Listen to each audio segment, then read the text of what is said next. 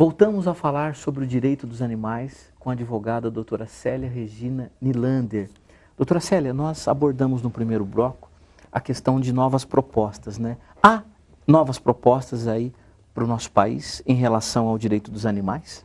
Sim, a proposta que temos aí é o decreto, né, número 3.142 de 2012, e o qual muda, né, as penas do artigo 32 da Lei 9.605. A proposta é aumentar as penas desse artigo, é uma proposta do deputado Ricardo Izar, que prevê aí uma pena de 1 a 5 anos de reclusão, né? Então, é uma mudança significativa na legislação atual que temos. Mas vale ressaltar que essa é apenas uma proposta, ela integra aí o projeto, né, de lei elaborado pela Comissão de Juristas responsável pelo nosso novo Código Penal e que ainda vai passar pela Câmara e pelo Senado e, por fim, obter aí o veto ou a sanção da presidente. Perfeito. Com relação ao abandono, há uma legislação específica ou ela é considerada também o abandono maus tratos? Não, o abandono, ele é visto de uma maneira bem complicada hoje. Nós temos o artigo 164 do Código Penal, que trata do abandono de animais. Só que ele fala, né, abandonar um animal em propriedade alheia, sem consentimento de quem de direito, desde que cause prejuízo a alguém. Ou seja, Código Penal de 1940. Então, assim, a visão do legislador era justamente proteger o homem, né, se aquilo realmente ia causar prejuízo ao homem, né, uma visão totalmente aí antropocêntrica. E que, atualmente, nós temos visto, inclusive, é uma contravenção, não é crime, né, porque a pena é de 15 dias a 6 meses, né, esse abandono. Então, atualmente, nós temos visto decisões no judiciário considerando o abandono como maus tratos, né? E isso é positivo, por quê? Porque a pena dos maus tratos, ainda que branda, ela é maior do que a pena que a gente tem no artigo 164 do Código Penal relacionado ao abandono. Então, na verdade, o abandono é visto dessa forma, mas recentemente está sendo visto como maus tratos. Perfeito. Agora, o que é maus tratos? Como é que nós conceituamos? Como é que nós podemos afirmar que um animal está sendo maltratado?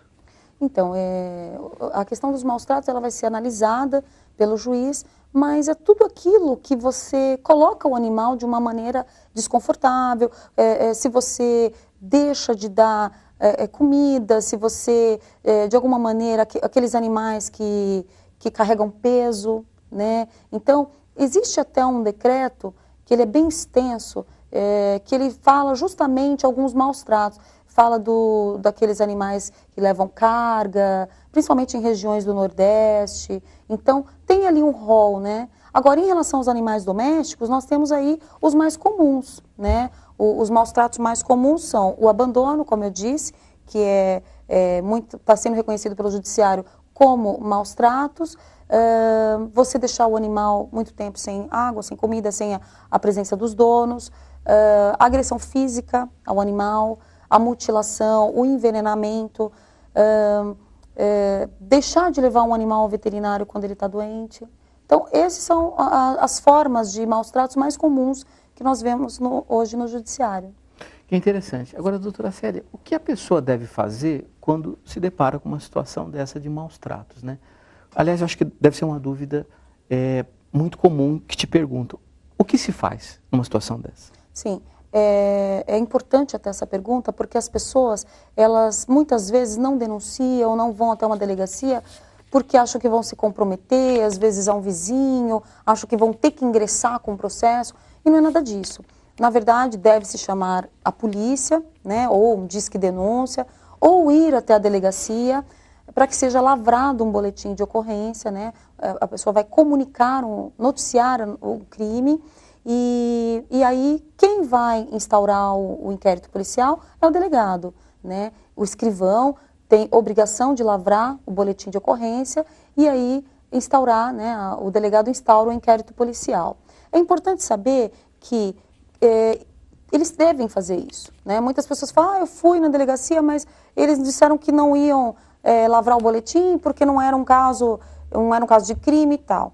eles têm obrigação, né, de fazer isso, sob pena de responder pelo crime de prevaricação, que é o artigo 319 do Código Penal, que diz que é crime a autoridade que não comete um ato de ofício, realiza um ato de ofício, na verdade.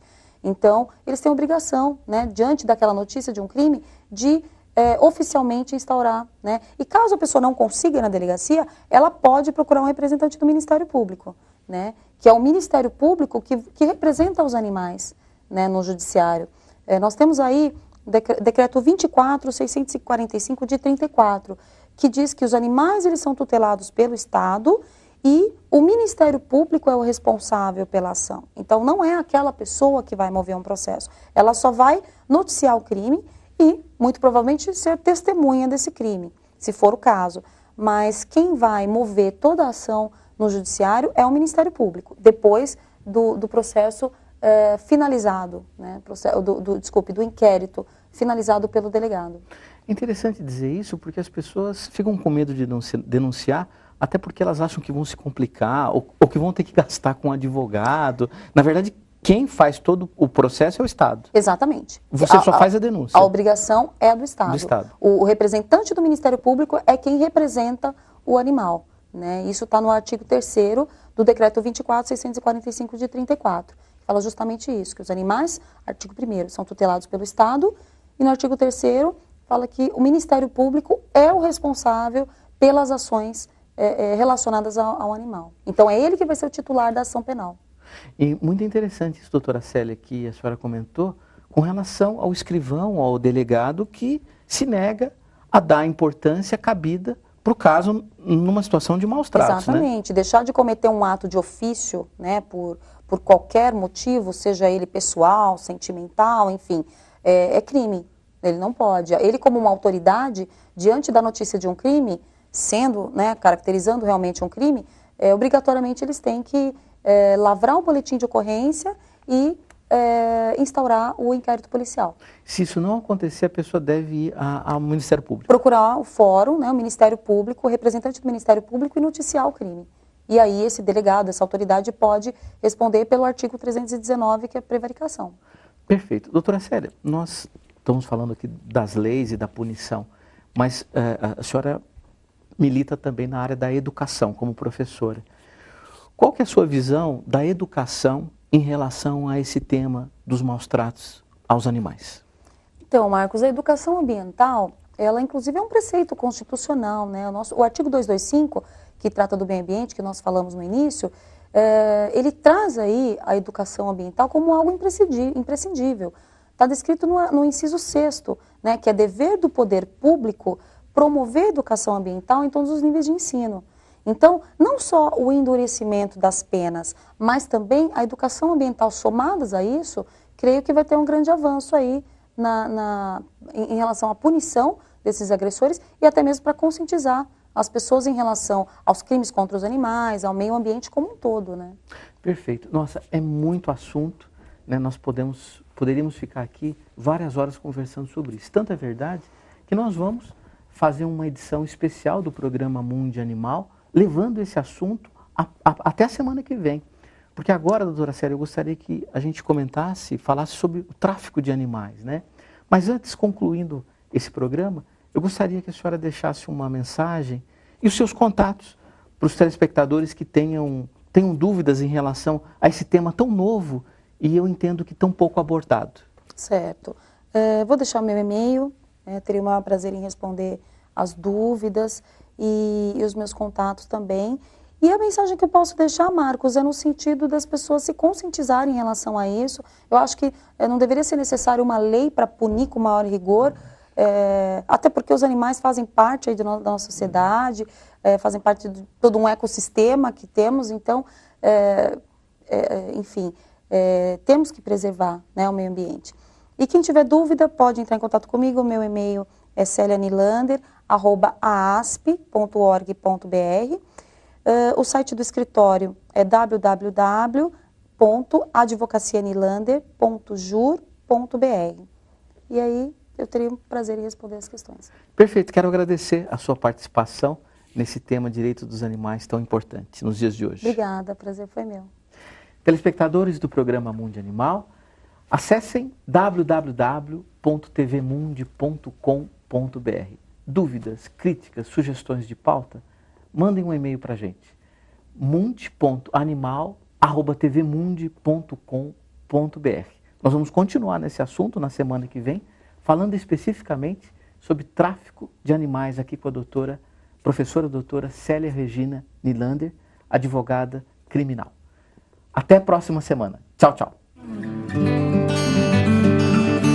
O aromatizador de ambiente by Marcos Fernandes faz parte da aromaterapia vibracional, ou seja, trata dos animais tanto a sua parte física quanto a sua parte emocional. Animais que apresentam quadros de ansiedade, de estresse, de depressão, têm os melhores resultados com o aromatizador de ambiente by Marcos Fernandes.